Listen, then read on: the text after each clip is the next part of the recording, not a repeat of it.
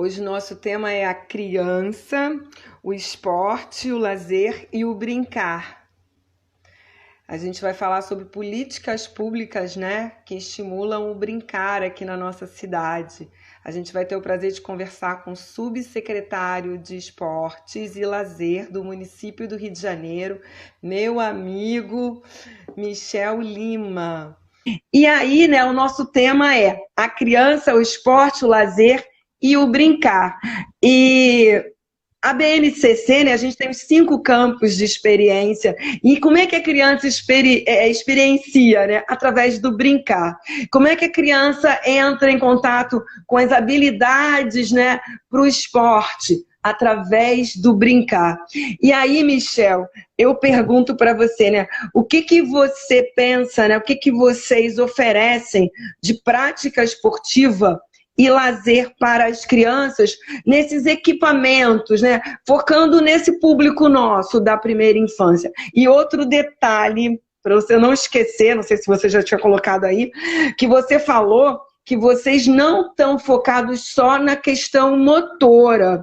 Vocês estão vendo uma coisa mais ampla, é quase que uma psicomotricidade. Também tem questões socioafetivas e questões cognitivas dentro desse processo. Aí explica pra gente por quê. Às vezes a gente conversa com as pessoas nem sabem que a prefeitura tem esse trabalho de qualidade. E por isso que eu estou querendo, né, levantar a bandeira da educação física, levantar a bandeira do brincar. A palavra é sua.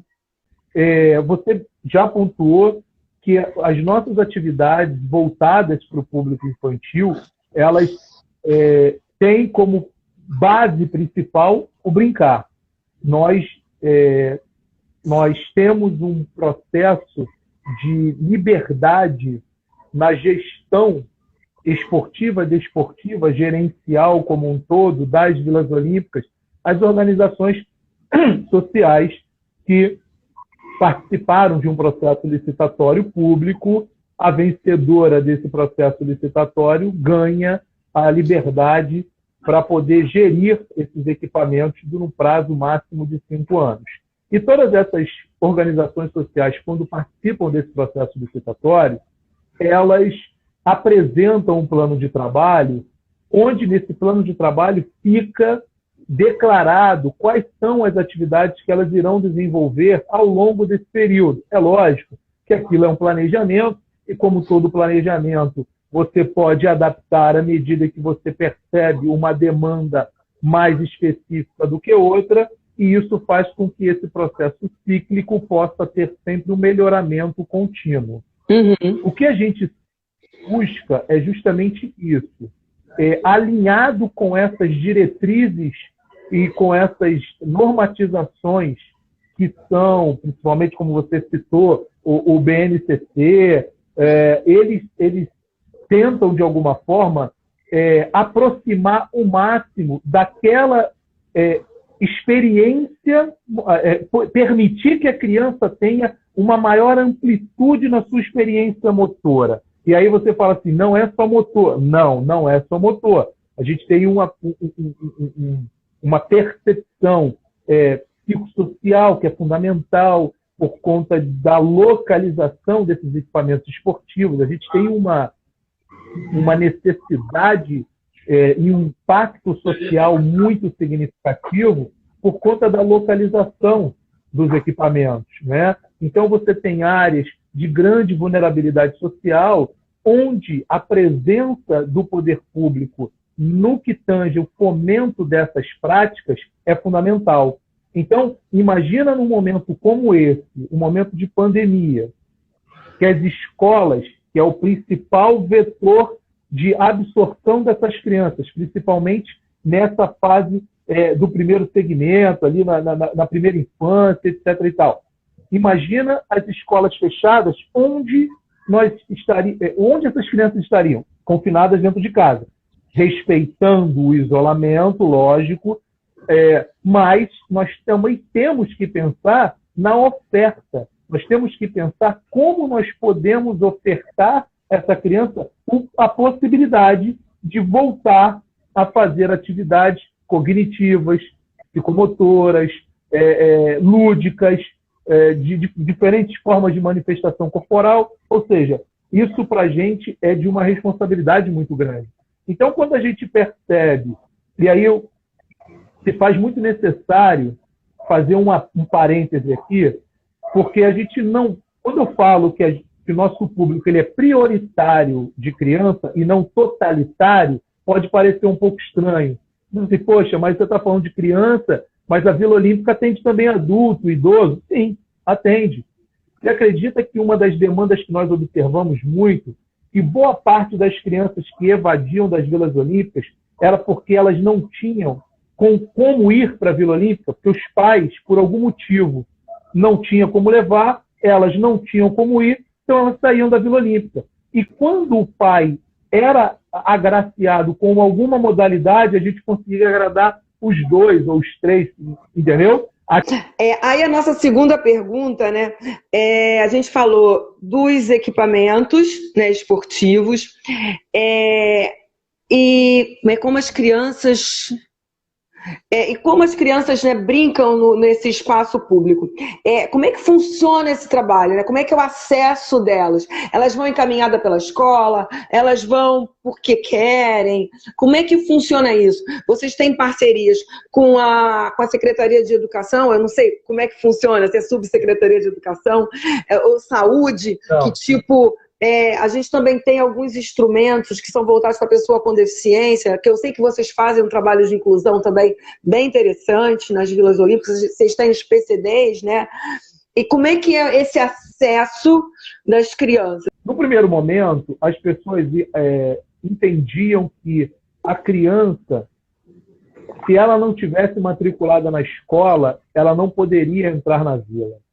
Isso criou criou uma barreira invisível na sociedade e principalmente entre os equipamentos. Há uma necessidade da criança estar matriculada, sim, mas isso não é um impeditivo dela fazer a matrícula. Sim. Então ela, por ser menor, ela vai com o seu responsável, preenche uma ficha de cadastro, apresenta o seu histórico, o seu vínculo com a escola. Por algum motivo aquela criança não está na escola. A nossa equipe multidisciplinar é responsável por fazer essa ponte entre a escola e aquela Vila Olímpica e aquela criança. E aí, de uma certa forma, a gente mitiga esse problema de ter uma criança, por algum motivo, fora da escola ou fora da vila. E aí acaba sendo um objetivo comum. Se eu tenho a criança dentro da vila, ela está dentro da escola. Se ela está dentro da escola, ela vai estar dentro da vila. Né, eu pergunto como as crianças, né, da comunidade buscam, né, esse espaço público. Aí já bom que já responde.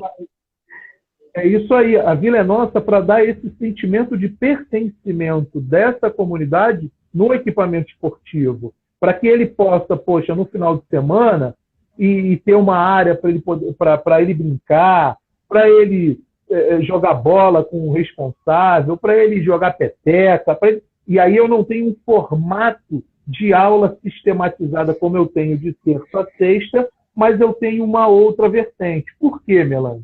Porque dentro das Vilas Olímpicas nós trabalhamos com 4 formas de manifestação esportiva. Aquelas manifestações esportivas que o saudoso e lendário que batizou a Vila Olímpica do Mato Alto com o seu nome, que foi estar lá registrado, que é o professor Manuel Gomes Tubino, que quando apresentou lá esporte formação, esporte rendimento, esporte participação e o esporte educacional, e nós incluímos o esporte formação, justamente para poder atender o máximo de leque possível, né? Ampliássemos o leque de atendimento para que a gente pudesse ter um enfoque voltado na manifestação do esporte no contexto educacional, aquele formato no contexto participação, porque ele vem ele dialoga com a educação, porque não tem como nós não dialogarmos com a educação em momento algum, se tratando principalmente de criança, não tem como. Então, a gente dialoga com a educação, mas o objetivo principal daquele esporte é ele participar, é criar o maior número de pessoas envolvidas naquela prática e, assim, dessa forma, impactar cada vez mais outras pessoas. Mas também não podíamos esquecer do viés do rendimento, que o nome sugestivo de Vila Olímpica remete a uma questão competitiva. E aí a gente acaba tendo, de forma muito satisfatória, a revelação de crianças e jovens despontando para o esporte de alto rendimento de uma forma maravilhosa. Vou começar agradecendo aqui, Michel. Maravilhoso, parabéns pelo trabalho, parabéns pelo cargo, é super merecido. Vamos ver o que vai acontecer no futuro, mas ao menos que você continue aí. O que você precisar da gente, conta com a gente para ir lá fazer capacitação. Se você quiser ver os nossos brinquedos, a gente vai ter o maior prazer de fornecer eles para vocês. Cara, trabalhar com você... Não faz, propõe isso. Leva para uma vila que você queira, faça uma espécie de degustação e utilize o espaço. É franqueado. Então, olha, tá aceito, tá? A gente vai conversar depois da live sobre isso. Vamos organizar, a gente vai levar lá, de repente faz uma semana de atividade. E quem sabe, né, a gente faz um projeto legal aí do Criar e Brincar, que busca, né, o desenvolvimento global das crianças na primeira infância, com ou sem deficiência. Tá? Michel, agora eu passo a palavra para você se despedir. Galera, um beijo por estar aqui com a gente. Melanie, eu tenho que agradecer o convite. Para mim foi uma satisfação bater um papo com você. Você é uma pessoa querida, é uma profissional muito competente, tenho muita afinidade com o seu trabalho, gosto da sua forma de apresentar as coisas. Então, eu não poderia me furtar de estar aceitando, não poderia deixar de participar desse bate-papo gostoso, leve, e falar um pouquinho do que a gente faz na Vila Olímpica, na gestão aqui no município do Rio de Janeiro, porque é muito gratificante. Eu agradeço a presença das pessoas, agradeço os amigos que acompanharam a gente até agora, e a Subel está de portas abertas para a sociedade.